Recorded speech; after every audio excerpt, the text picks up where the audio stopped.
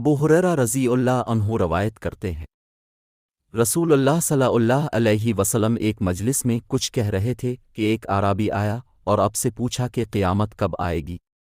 رسول اللہ صلی اللہ علیہ وسلم نے اپنی بات جاری رکھی تو کچھ لوگوں نے کہا کہ رسول اللہ صلی اللہ علیہ وسلم نے سوال سنا تھا، لیکن اعرابی نے جو کچھ پوچھا وہ آپ کو پسند نہیں آیا۔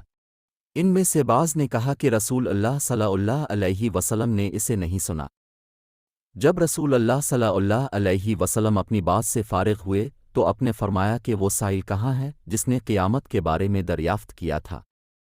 اعرابی نے کہا کہ یا رسول اللہ میں حاضر ہوں۔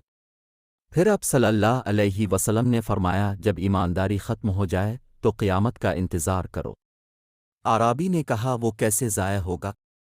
رسول اللہ صلی اللہ علیہ وسلم نے فرمایا جب طاقت اختیار نااہل لوگوں کے ہاتھ میں آ جائے تو قیامت کا انتظار کرو۔